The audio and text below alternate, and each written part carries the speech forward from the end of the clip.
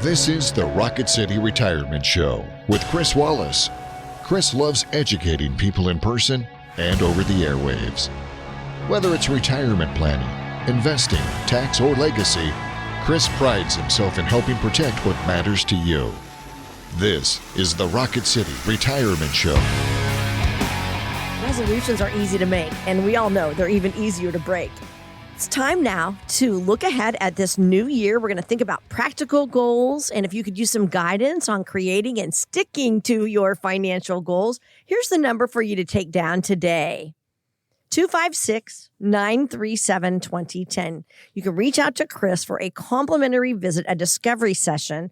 All you have to do is call this number or text the word visit, 256-937-2010. Remember, you can find us online anytime at wgfinancialgroup.com. And I am so excited to be here with Chris. He is president of WG Financial Group, where he is a certified financial planner and financial advisor. And then also joining us today from the firm is Graham Bauer, a certified financial planner. So guys, hello to you. And I got to say, Happy New Year. Yeah, Happy New Year to you, Luann. Yeah, Happy New Year. It's good to be back in the new year. It's so weird. I mean, we are in 2025 now.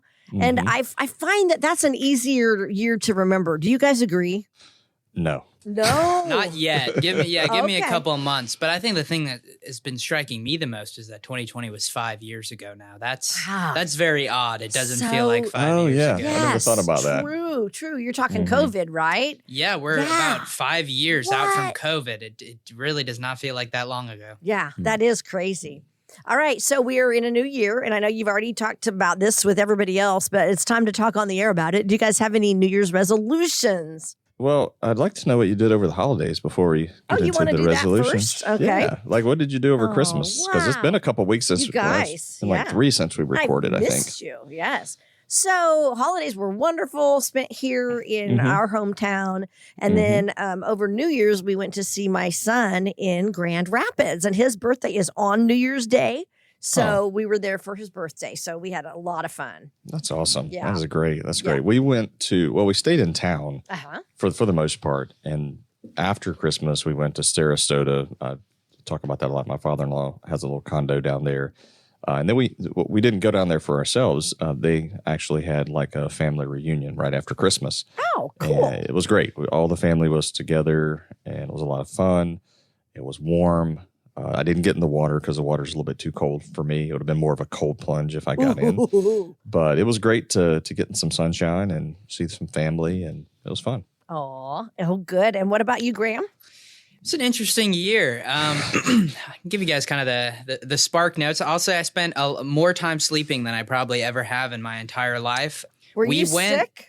Yeah, so we took a trip to New York City about a week before Christmas, and on the first day, I had a little tickle in my throat and I was coughing a little bit, but I powered through, and we saw a couple things. And so the next morning, I was going down to get breakfast. Emma didn't come with me because she didn't want anything for breakfast, and we were on, I think, about the 34th, 35th floor of a hotel. So I was in the elevator riding down. Only one elevator was operating correctly, so it was like super packed. We were shoulder to shoulder in there, and I started getting like really hot, and then I was like, oh no, I think I'm going to throw up. And so I kind of freaked out, and I was like, okay, I need to like get off this elevator. Oh no. So I stepped off at the next stop, and then the next thing I remember is feeling my head hit the ground. And woke up, I guess, a couple minutes later. So I had passed out, ended up going to the ER with a mild concussion, and didn't really get to do anything else in New York, and it was pretty much down and out. Oh, I also had the flu too. They tested me. So it was a flu and a concussion, kind of a perfect storm.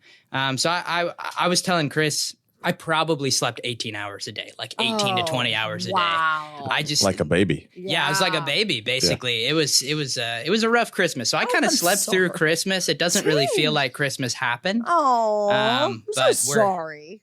Oh, it's all right. It's, I'm back. I'm pretty much back now, which is good. If you guys hear me clear my throat a little bit, still got a little gunk from the flu. But oh, my word. It was memorable at the very least, definitely a Christmas to remember. I feel so bad you were on vacation and then that happened, You were in New York. Nobody pushed you. Not that I remember. Yeah. I mean, you see those videos on social media. So kind of wondering, did somebody like trip you or push you? Well, I will say New York is a pretty miserable place to be recovering from a concussion because, the light and the noise sensitivity is not a place that is known for being quiet and dark. So it was a bit of a rough time, but we're going to go back because you got to go back now. I know. We didn't get to do Rockefeller Center or any of the Christmas stuff, but Get next you some time. of the hair of the dog that bit you. Exactly. That's right. Oh my gosh. Wow, you guys. Well, here we are now, back to work, new year, back in the grind for another wonderful year on the radio. So excited about this. Yeah, it's great. So you want to talk about resolutions? You'd ask about resolutions. Yeah, have you made any? Yeah, so I really don't do resolutions. It's just not something that I really do anymore because most of the time you stop doing them. So it's just really more for me about, I guess, establishing good habits throughout the year. Mm-hmm. But if I have to say one thing, and I've talked about this before, and this is why it's not a resolution, I hope to finish a book this year. Okay. I've talked about this, I think, a couple of years ago. And actually, my daughter said something to me, Dad, you've been talking about that for a couple of years now. And I'm like, yeah, probably more than a couple. I just have to carve out time to, to actually get it done. So that's I won't call it a resolution, but that's something I want to accomplish in 2025. But Wait, time out. Are you saying write a book? Oh, yeah, write a book. Yeah. Oh, okay. I thought you just meant like read one book. Oh, no. Chris, I know you read a lot. Yeah. Yeah, Okay. no. I'm talking about writing a book. Ooh, I love it. Love it. Love it. Yeah, so that, and it'll be written by me. It won't be none of this ghost writing stuff where you hire this like writer and then you throw your name on the book. So that's what you got to worry about with people that are writing books these days and claiming they've written a book. It's not, they didn't really write it. I'm going to write it because I have a ton of years of experience and there's a lot of stuff that I've encountered, in retirement planning. So I want to put that on paper so that people can really kind of know what to expect in retirement, throughout retirement, and when somebody passes, what that's going to look and feel like. And so that's one of the things that I want to accomplish. But what I did find out was, and I heard this, and I can't remember if I heard it on a podcast or where I heard it, but did you know that the second Friday in January is called Quitter's Day? Did you guys know that? No, I didn't know that. It's kind of a real thing. You can Google it. It is usually by the second Friday in January. Quitters already? Oh my. They've quit their resolutions already. Yeah. Yeah. I haven't even finished making mine. Yeah. Well, you're a little late, I Luann. We're now recording on the 7th. I know. So we're like 7 days in. And I you're haven't still... even finished. Yeah, I mean, other than like ghostwriting Chris's book, I don't know what else I'm really gonna need to be doing this year. I might have some other time after I'm done with that. Yeah. And speaking of resolutions, I do have to say this. So someone did come in the office actually yesterday, and we sat down, and I didn't. Forgive me, I didn't recognize the individual when he came in. Yeah. And he said, "Oh, we met before," and I was like, "Oh," it's kind of one of those weird moments where you're like, "I should remember you, but I don't." But we sit down with hundreds of families, since that time. So we were talking, and while we were talking, I was kind of looking in the system because we, keep a little bit of information when somebody does come in, like when they actually came in. So he said he came in, and oddly enough, as we're talking, I'm like looking him up, and I'm like, "Hey, you came in 2021 on January the 4th, 2021.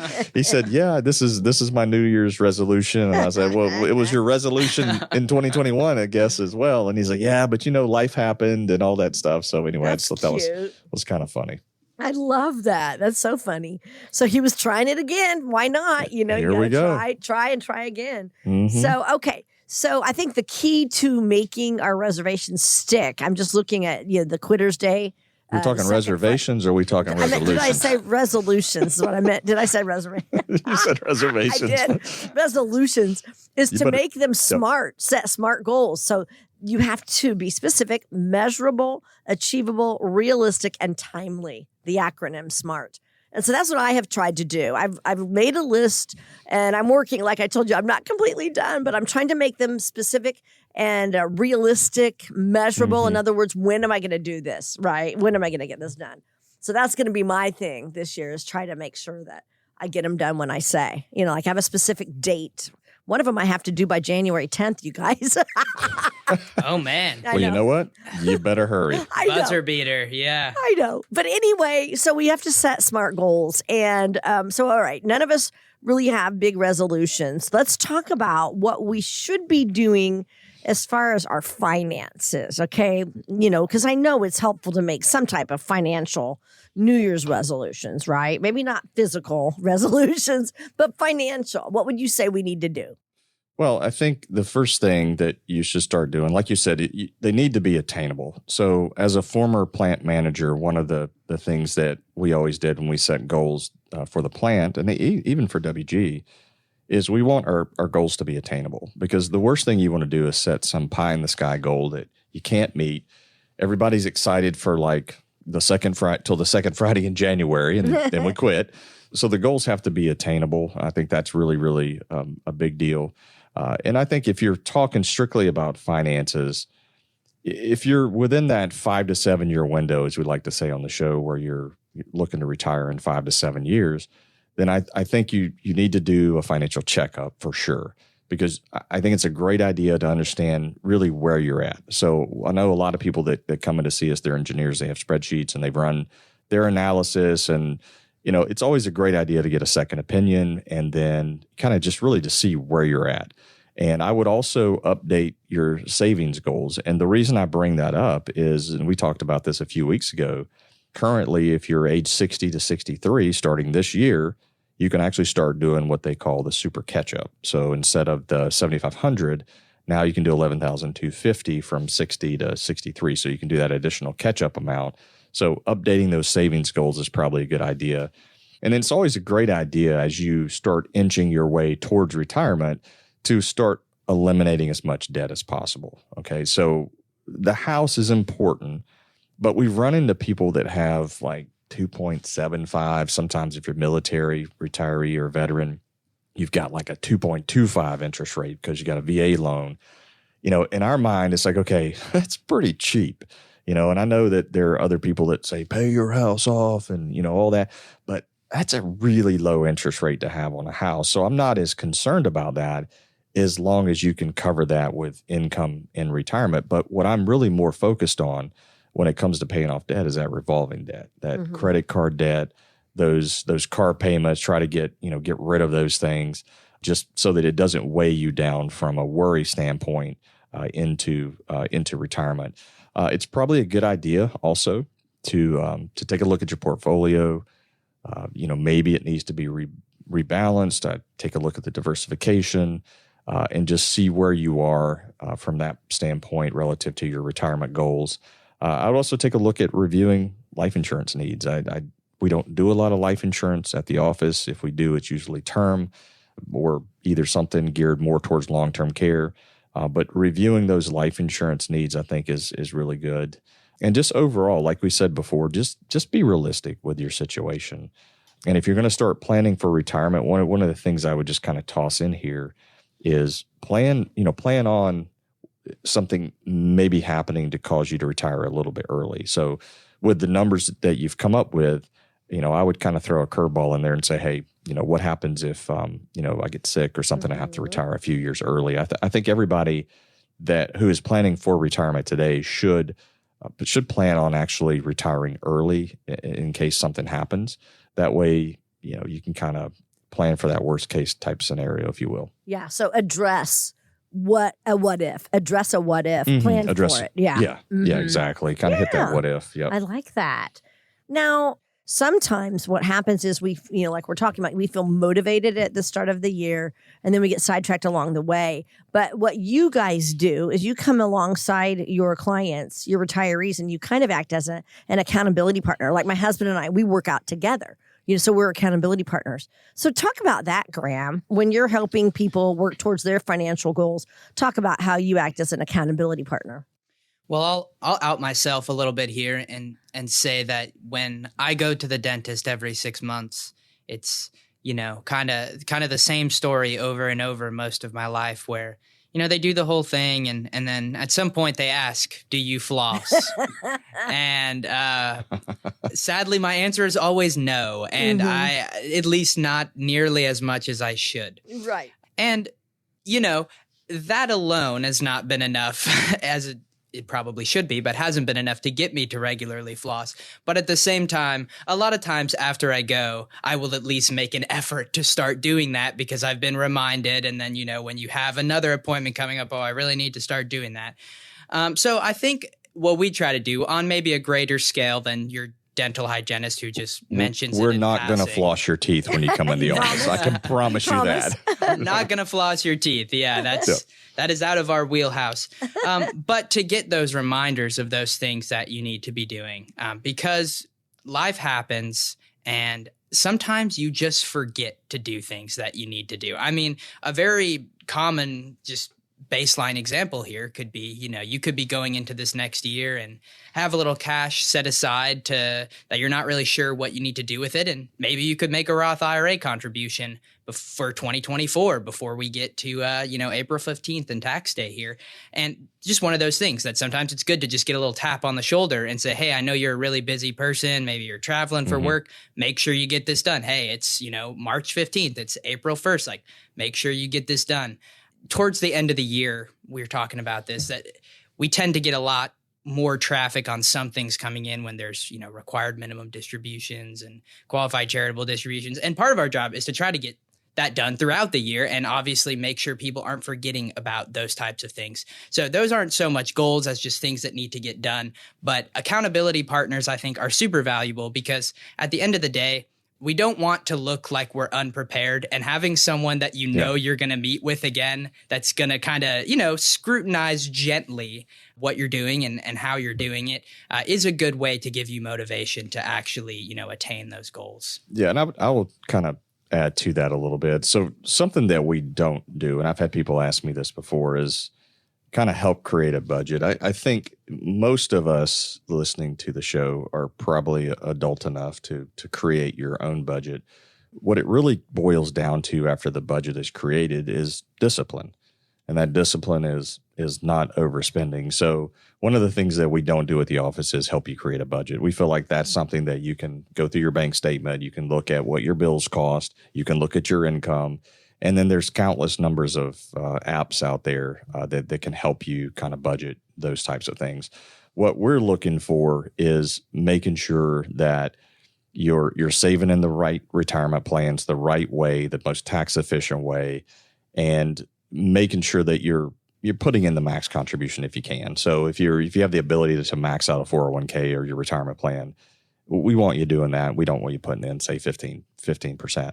So to Graham's point, I have had people come in before to the office and you can tell like they feel bad that they did something. So one of probably the more recent conversations that I can remember was like, we bought a boat. I'm like, oh man, Ooh, a boat. That's a big one. Great. The two best days with a boat is, what do they say, is the day you buy it and the day you sell it. The day you sell it, yeah, because of all the expenses. Yeah, and I'm of the mindset the best boat you can have is a friend's boat. Is your friends or your family member, yes. Yeah, exactly. Yes. So anyway, you can tell, I could tell, and I can tell in other situations that I've run across where there's a little bit of that guilt feeling. They don't want to say, oh man, I don't want to tell you what we did. So there is an accountability from that standpoint.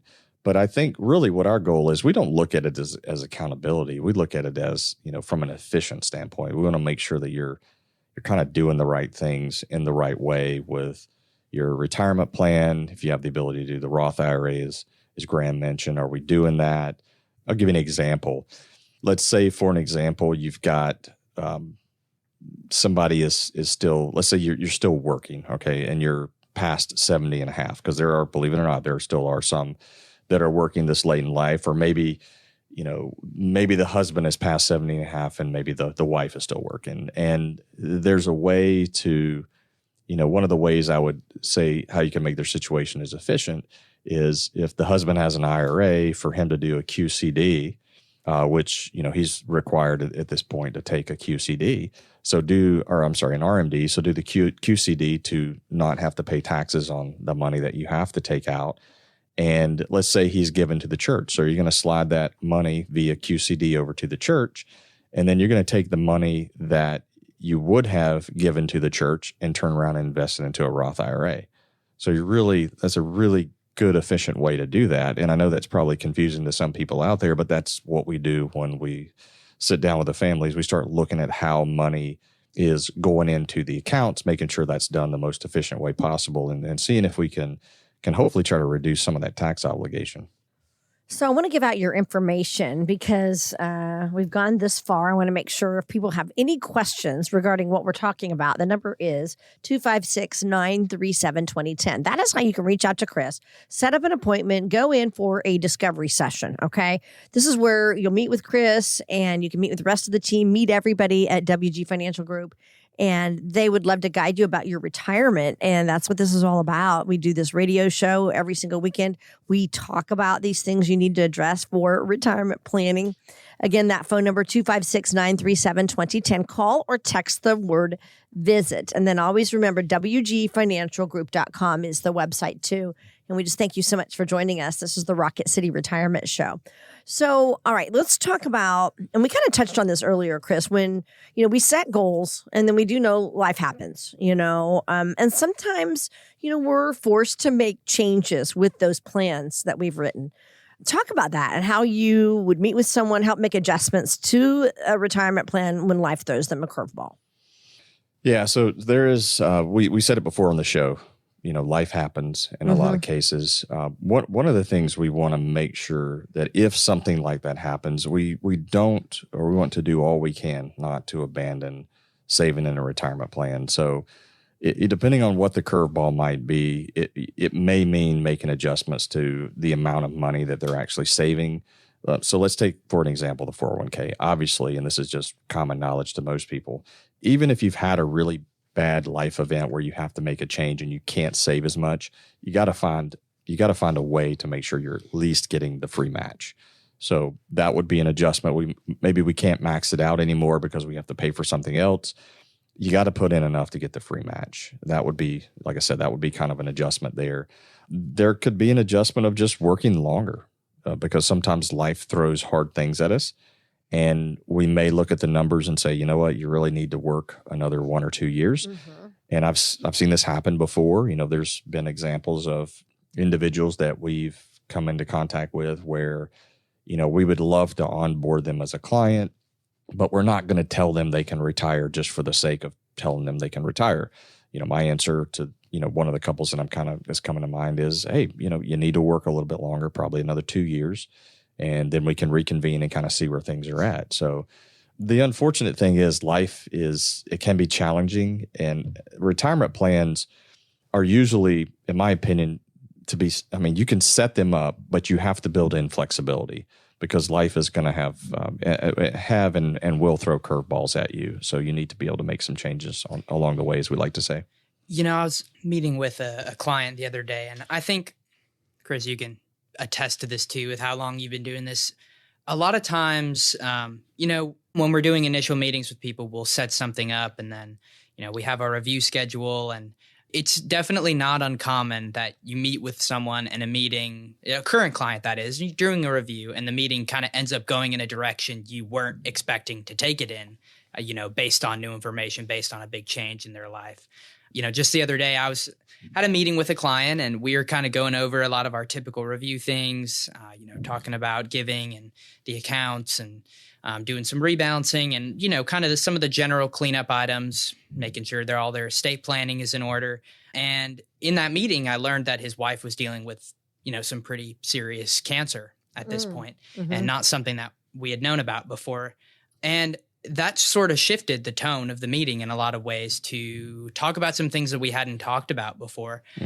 Specifically, talked a lot about Roth conversions. And that was not something that we had, talked about in the past, not something that necessarily was going to be something we were going to push really hard based on, asset level and all of that. However, when you get into a scenario like that, there's a decent chance, and obviously we hope and pray that this doesn't happen, but there's a chance that he ends up going from married filing joint tax brackets to the single filer tax brackets in the next couple of years.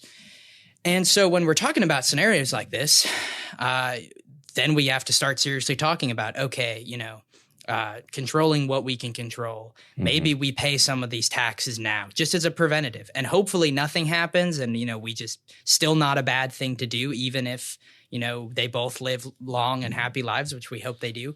But it's a conversation at that point that you need to have, because you don't want to get to the point where something does happen and they say, well, why did we never talk about this beforehand? Now I'm having to pay so much in taxes. My RMDs are so much, and, so much of it is just getting sent out. So it is very common that those meetings go in other directions. And, you do have to be ready for that, because just unexpected things happen in life. Yeah. It's great. I know who you're talking about. And we were shocked actually to kind of find that out. So you're right. Just being able to, you have to start thinking in different directions. So, especially when you're talking about the loss of a spouse, you're looking at going into that single filer bracket. That's a good point. And, if a family has, a ton of IRA money, there's going to be RMDs due later down the road. We don't know exactly where brackets are going to go and going to be in the future, so that's, you kind of caught me off guard with that one. I was expecting that story there, Graham. Yeah. So it can be tough. It is tough. It happened with my brother-in-law, my husband's brother. And here we were like, yeah, we're going to go to Italy someday. We went to take us to Italy because he always went there because he had this work. He was in men's clothing, and that was our bucket list. And he was going to take us to the place where their family was from. And then he passed away, young at 66, so just something you're not planning on. And that's certainly a big curveball. And then it changes for everybody, and the spouses too. Yeah. Mm-hmm. Just while we're on this topic, it's like I said, it caught me big time off guard here, but it's just a reminder, if you're listening to this show, like we're not promised tomorrow. None of us are. And we don't know if our spouse is going to be there tomorrow. And one of, our motto is plan, retire, play. That's what we've come up with here at the office. So it's, WG Financial Group, plan, retire, play.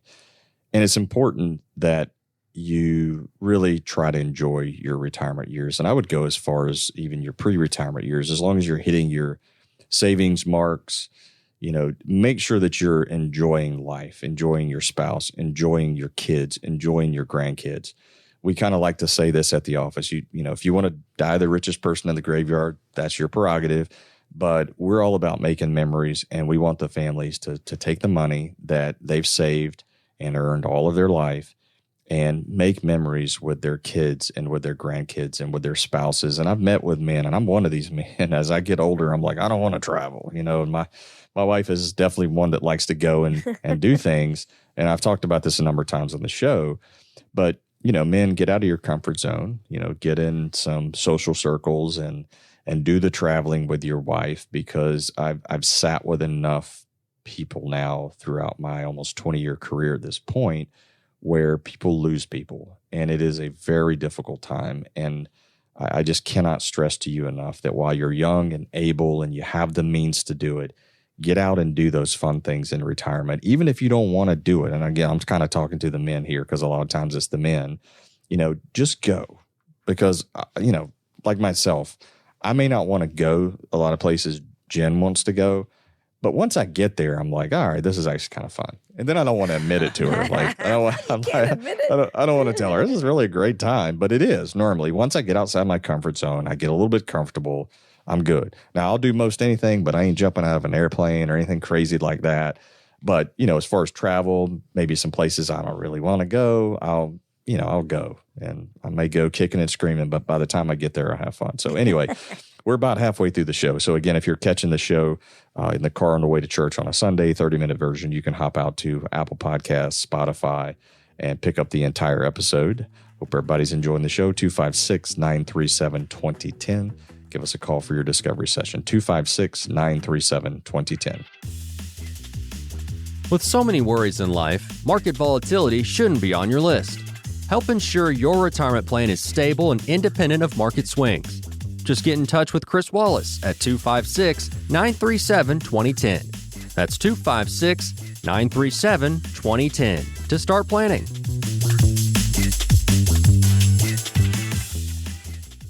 Quarters, just 25 cents. That's hardly anything, right? But Chris Wallace and his team at WG Financial see quarters a little differently. A quarter is a lot when it's a quarter of your retirement savings. Now, do you want to pay 25% or more in taxes during your retirement? Well, Chris can create a plan to help address that. Now, if the only time you think about taxes is when you file them, you don't have a tax strategy. But it's not too late to get one with the help from Chris Wallace. So act now to make sure you're not paying a quarter, dime, or even a penny more than you should. Call Chris Wallace and his team at WG Financial at 256-937-2010 to schedule your personalized tax strategy session. A quarter saved is a quarter earned. Call 256-937-2010 now. That's 256-937-2010. Investment advisory services made available through AE Wealth Management, LLC, a registered investment advisor. Firm may not give tax advice. If you're pondering the longevity of your retirement savings with questions like, is my nest egg sufficient? Or how long will my retirement funds last? Consider scheduling a session with Chris Wallace. Text VISIT to 256-937-2010. Again, text VISIT to 256-937-2010 now to set up your appointment. And this is the Rocket City Retirement Show. So happy to have you along with us today. I'm Lou Ann Fulmer here with Chris Wallace, certified financial planner, financial advisor, and president of WG Financial Group. And then also joining us is Graham Bauer, who is a certified financial planner at the firm as well. So he's also a financial advisor too. And a financial advisor. just want to make sure that's clear so compliance don't come back to us. Okay. Yeah. Thank you. Yeah, So- real quick, I want to ask you a question. So, looking back on 2024 rather, are there any lessons that you learned like in 2024 that Are you you talking could? to me or to Graham? I am turning it back on you. Wait, I'm supposed to be the one asking the questions. Yeah, so it can be anything. 2024. Did you have a lesson in 2024? You're like, you know what? I can take that, move forward, and really. don't know. This is hard for me because I have, I'm torn between, I'm busy at work, I'm busy with my home life and my grandkids. Making memories, right? Yeah, making memories. So I'm kind of right in the middle of that time of life, which is just wonderful, and I'm totally enjoying it. And yet I love my career too. So I think my time with the grandkids, I would say, so what if your back hurts? Pick them up anyway, because they like to be held, and I love to hold them. And so I think for me, because honestly, I'm back in the chiropractor again, messing with my back, and he and I were talking, and it doesn't matter. They're not going to be young for very long. I'm not going to be able to pick them up much longer. So do it anyway. And I totally loved, we get asked over there a lot to watch the kids, and my husband and I might look at each other and go, okay, here we go again. But you know what? It's the best. So I need to just embrace it, because pretty soon those little kids are going to be busy with their own lives, and we're not going to be needed as much, Sounds like you might need to embrace that back with a brace too. Yeah, I swear. I know, man. Oh, I'm feeling better. I am. Yeah. But anyway, I think that would be it. Just the balance between work and my beautiful grandchildren.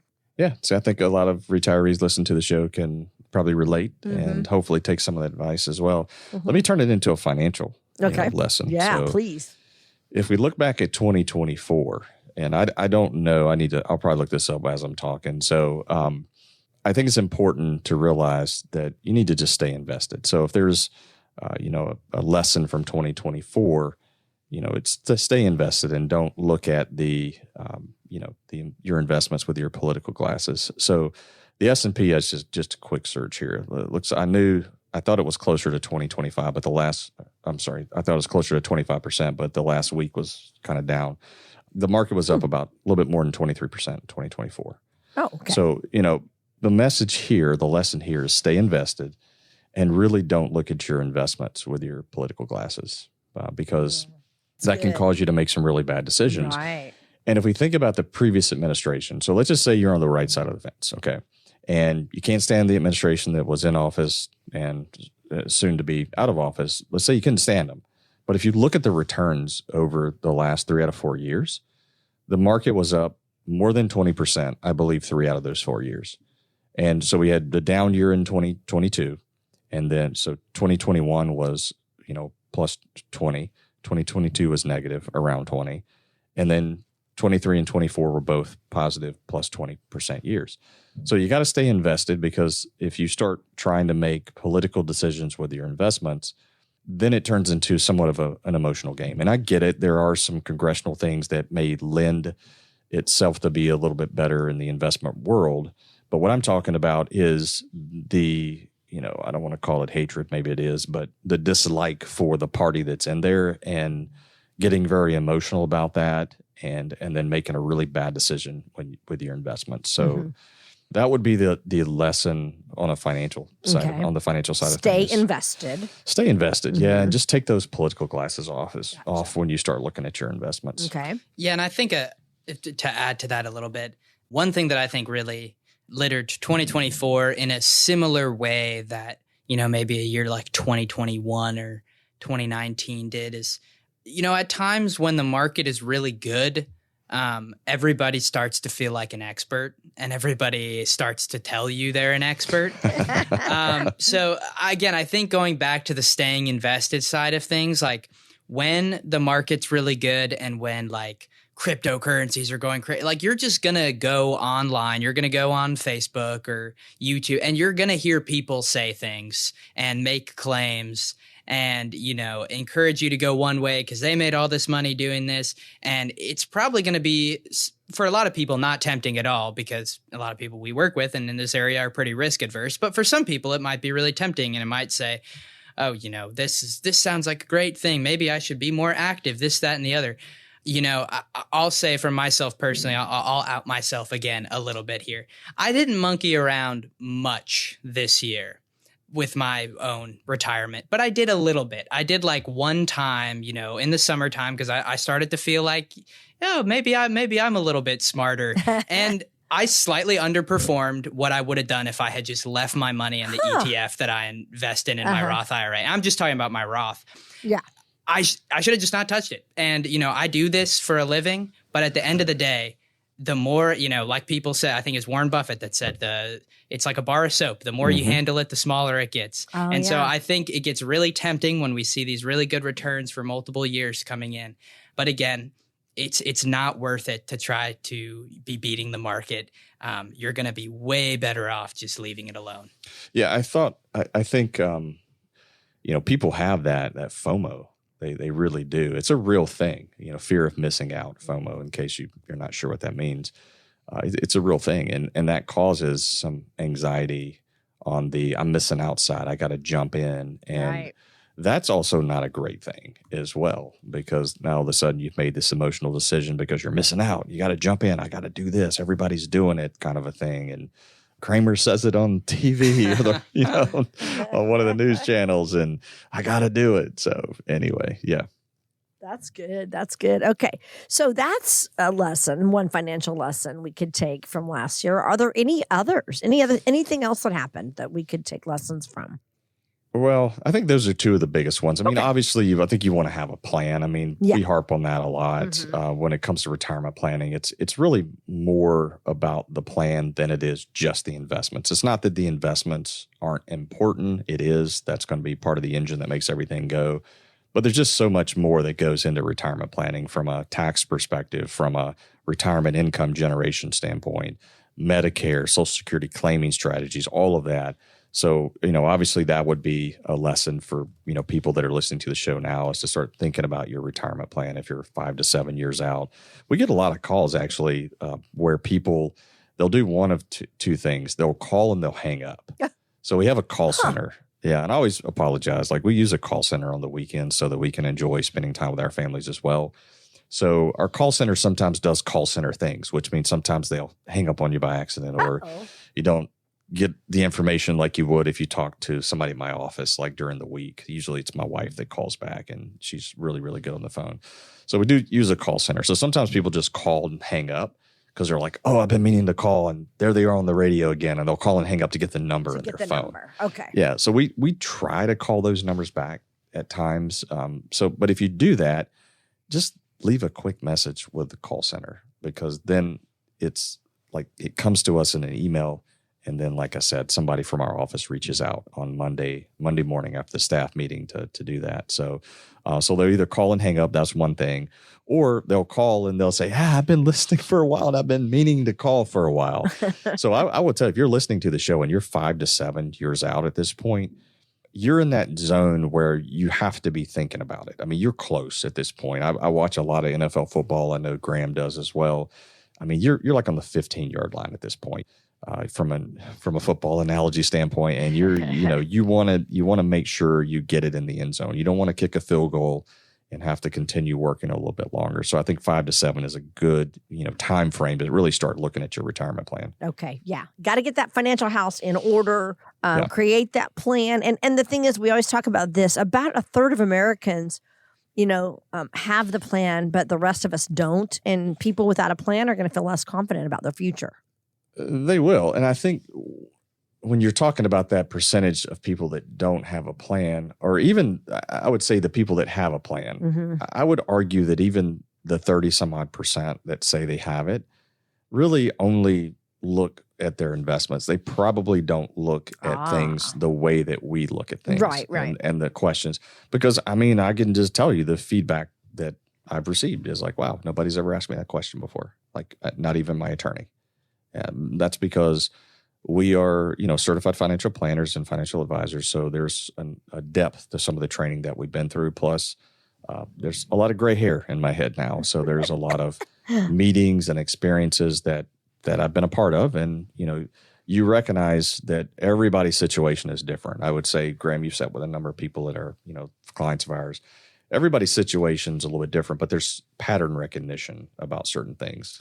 It's like snowflakes a little bit. They're all a little bit different, but if you zoom out, there's a lot of similarities. Yeah. But once you really get in there, put it under a microscope, you can see all those little minute differences in everybody's life. So it's definitely I think like you said about in that 5 to 7 year range, like really start thinking about it. It's always surprising to me when someone comes in and they're like, I want to retire, next month or something. And it's not, for a lot of those people, they still can. And it's not even like a catastrophic thing.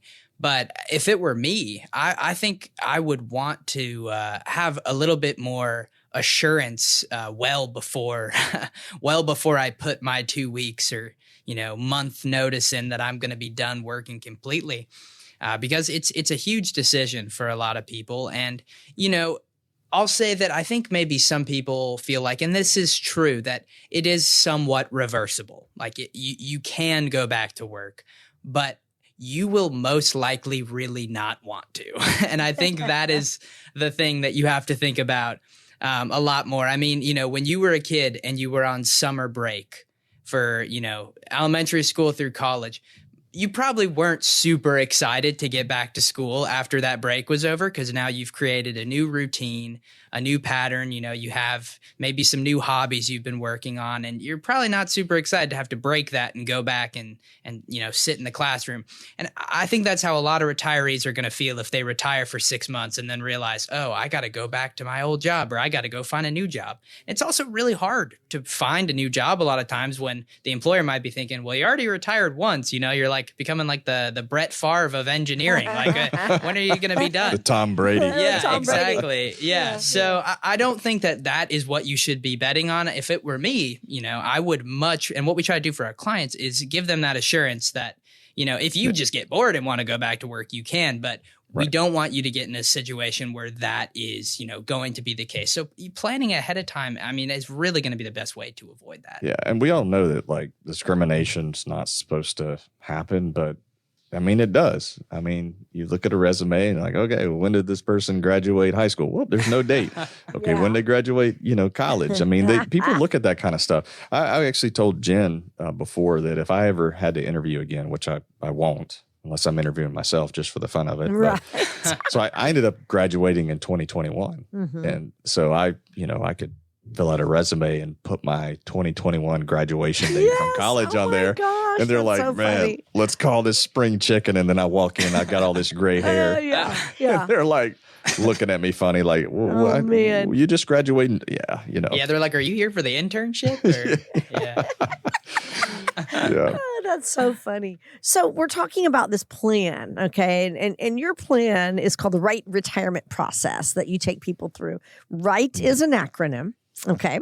So walk us through that, Chris, and explain what each letter means. Yeah, so the R in the process is for retirement income because there is really no income or there's no retirement without income. So you have to figure out how you're going to generate income, what accounts is it going to come from, what's the most tax efficient way to be pulling from those accounts, should you be Roth converting, et cetera. So retirement income is important because that's why it's the R. It's the foundational piece of your retirement plan. And then we get into investments and insurance with the I there. So investments, we want to take a look at the risk. We want to take a look at the fees that you're paying within your investments. You want to actually take a look at what you're paying your advisor as well, because I mean, some of the fees that we run across are a little bit, they're a little bit high on the high side. I would say that. So, and I would say just as far as investments, because that's part of what we look at is just the fees. If you're listening to the show, I would ask my advisor, like, what are you charging me, to manage my investments? And don't let them like skate around it, because some people might say, oh, well, we gave you a form. It's like, no, I want to know what you're charging me. Tell me exactly what the percentage is, because most advisors work off our percentage model. So I would find that out, because if not, we're going to dig around and try to help you find it out. But it's a lot easier if you go straight to the advisor and ask the question there. The insurance for the investment, or the I in the process, again, is just, when it comes to insurance, it's basic. At its basic form, it's transfer of risk. So we want to make sure that you don't need any insurance for whatever reason, whether that's long-term care, Medicare supplement, annuities for income, or you maybe term life insurance, or like I said, long-term care insurance, something like that.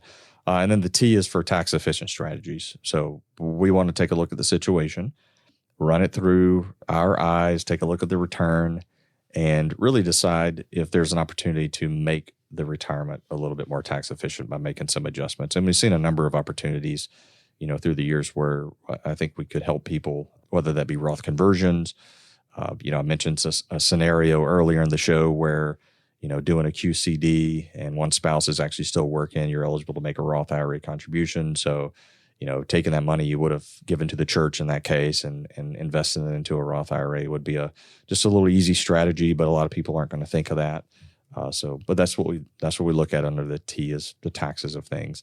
And then of course the E is for estate and legacy planning. So we want to make sure that when you pass away, your assets are passing on to your heirs in the most tax efficient manner possible. We're probably asking some questions centered around legal documents. We're not attorneys. We don't do wills or trust. But as certified financial planner professionals, we do want to ask some questions about that. Make sure that you do have those documents in place. If not, we'll refer you out to somebody. Or if you have an attorney that you work with, that's fine as well. So that's really what the process kind of looks like, Luann, from that standpoint. I did want to cover a couple things that we really didn't get into in the open of the show.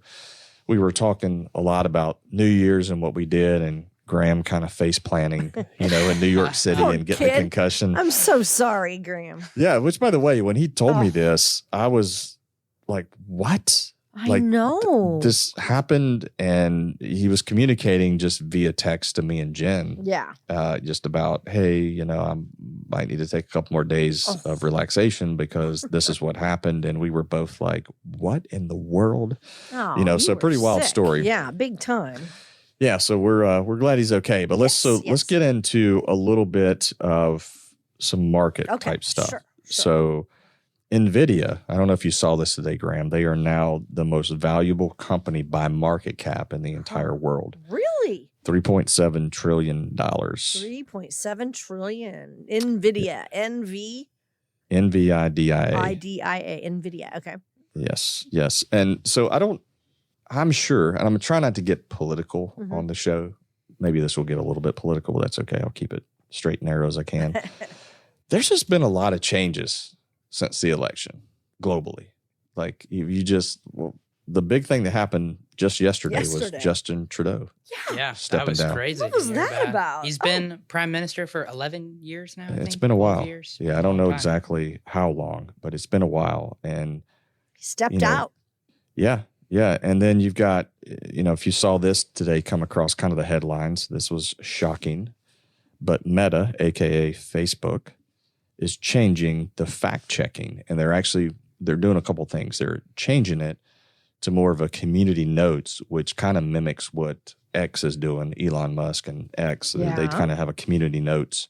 If something is said, there's a community notes that'll come in and correct you if you're incorrect there. So it's not necessarily fact checkers. They call it community notes. So Facebook is moving more towards that model. Okay. Which I think is a good thing. I do too. So people can't just say things and then They're other all- people take it as truth. Right. And they're also moving that from California to Texas. Did you guys see that? No. as Oh, well? I didn't see that. No. Are they moving to Austin? What? I don't know if it's Austin. I didn't read into it that deep. I just know it's leaving California. Really? That's shocking. Going to Texas. Now, here's the other thing.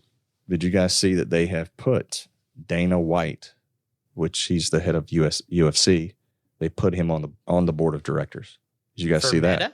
Yeah.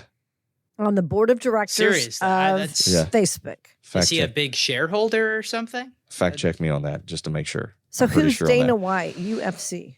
Yeah. So he runs the UFC, the Ultimate Fight Championship. Oh, that guy, Dana Ultimate White. Fighting Championship. I Yeah. mean, yeah, that What? seems to be true. That's really odd. I didn't. yeah. What? Am I- So, like I said, kind of that.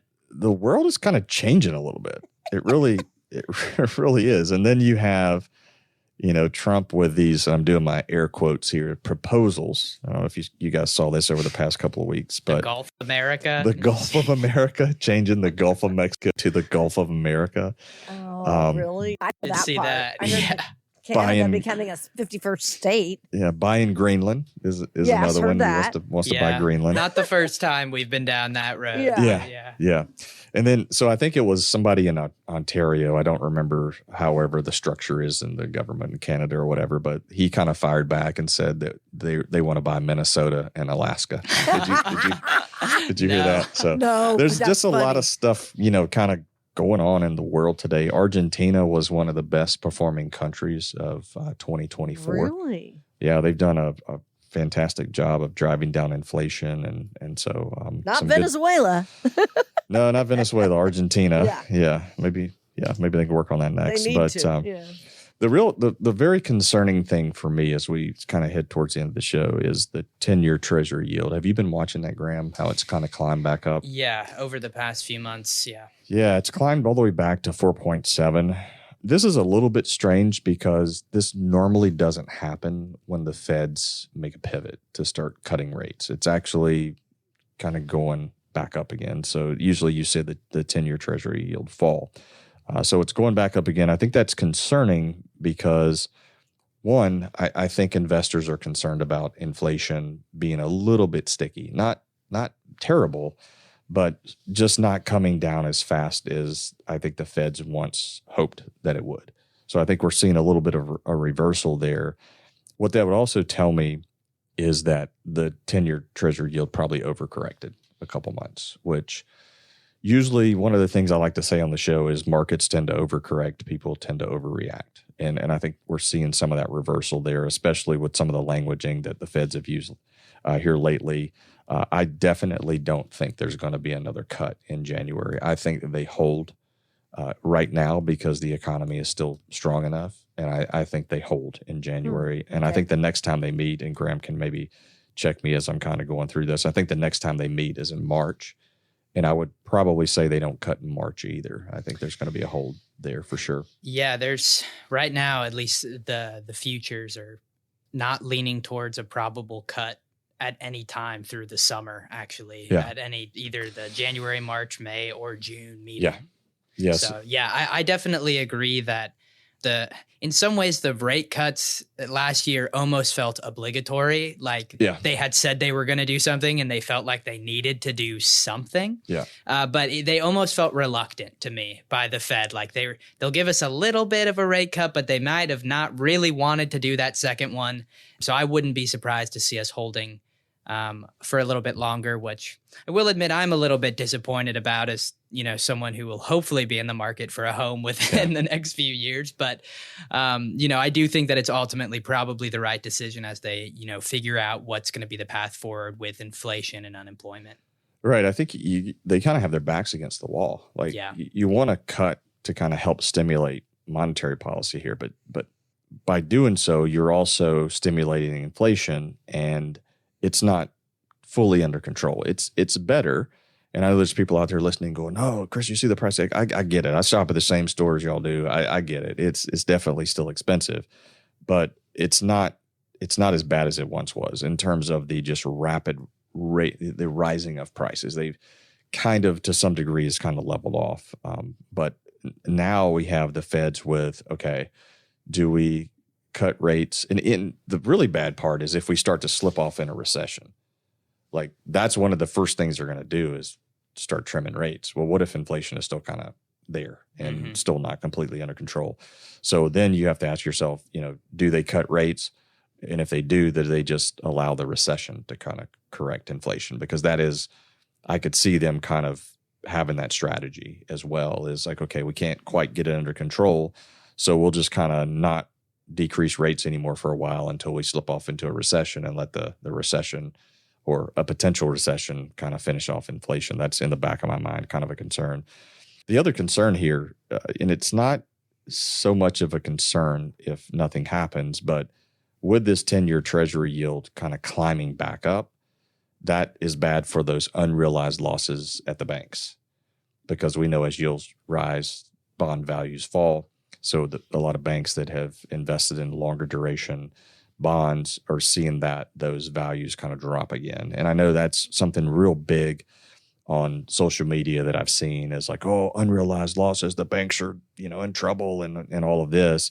But the reality is this: when you purchase a bond like that, as long as you hold it to maturity, it doesn't really matter, because you're going to get, you're going to get par back once it matures. So right now, from a value standpoint, yeah, it's not looking good on paper, but as long as you're holding those bonds, not a lot to be too concerned about there. So no run on the bank, guys. Yes. That's the message. No you heard run. it here first. Yeah, no Please run on don't the run bank, on any banks.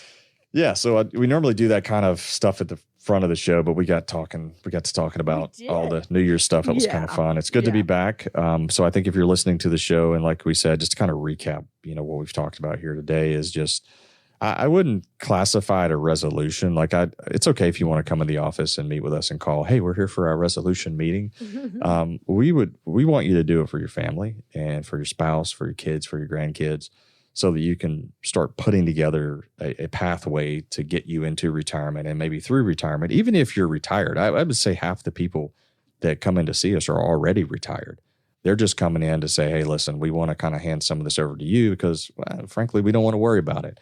I've had people tell me before, hey, I want to travel. I want to enjoy my retirement. I don't want to be thinking about this. That's your job. That's why I want you on my team. So if you're in that spot 5 to 7 years out, give us a call. We'll do a discovery session. And just kind of as a reminder, this discovery session lasts about an hour and 15 minutes, depends on questions.